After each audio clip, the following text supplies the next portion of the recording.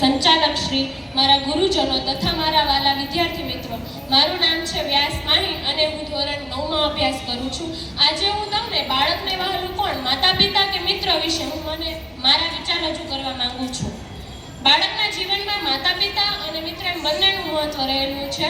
બાળકને જન્મ આપનાર માતા પિતા હોય છે. માતા પિતા તેનું પાલન પોષણ કરે છે, તેને ઉછેરે છે અને બાળકમાં સારા સંસ્કાર સિંચે છે. જ્યારે બાળક જન્મેલું હોય છે ને ત્યારે તેને કશું જ ખબર નથી પડતી. ત્યારે જ માતા પિતા તેને ઉછેરે છે તેમજ તેને સારા સંસ્કાર આપે છે. પિતા પોતાના સપનાઓ ત્યજીને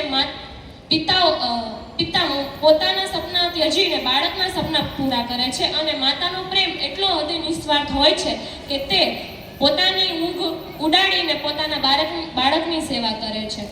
અને બીજી તરફ મિત્ર પણ બાળકના જીવનમાં ઘણો મોટો ફાળો ભજવે છે. જ્યારે મિત્ર પોતાના મિત્રને સહકાર આપે છે.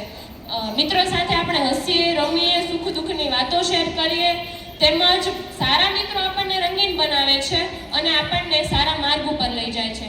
પરંતુ જો પ્રશ્નની વાત થાય કે બાળકના જીવનમાં માતા પિતા કે મિત્રોનું મહત્વ, એમાંથી સૌથી વધુ મહત્વ કોનું હશે, તો મારા મતે તેનું આન્સર હશે કે તે માતા પિતા મહત્વના હશે. કારણ કે બાળકના જીવનમાં મિત્રો પહેલા તેના માતા પિતા આવ્યા હતા અને મિત્ર સમય સાથે બદલાઈ શકે છે, પણ માતા પિતાનો નિસ્વાર્થ પ્રેમ સદાય માટે રહે છે.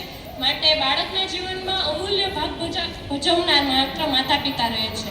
તો જગતમાં ગમે તેવો કહેવાય ને કે જગત આખી આપણી સામે દુનિયા ઊભી હોય અને આપણો સાથ છોડી દે, આપણી ઉપર ગમે તેવી મુશ્કેલીઓ પડી હોય, પણ ત્યારે આપણા માટે આપણી સામે આપણા માતા પિતા જ રહેલા હોય છે. જ્યારે આપણે મુસીબતમાં હોય ત્યારે પણ આપણી સાઈડ લેનારા આપણા માતા પિતા હોય છે. મિત્ર ગમે ત્યારે સમય સાથે બદલાય, માટે તેનું નક્કી ન હોય તો ક્યારે આપણી સાથે રહે, પણ માતા પિતા આપણી સાથે હોય છે. અને અંતમાં હું એટલું કહીશ કે ભલે ભૂલો બીજું બધું, પણ મા બાપને ભૂલશો નહીં. અગણિત છે ઉપકાર તેને વિસરશો નહીં. અને માતા પિતાનું સ્થાન ભગવાને પોતે કહ્યું છે કે માતા પિતાનું સ્થાન અમૂલ્ય છે અને માતા પિતા ભગવાન સમાન હોય છે. Thank you.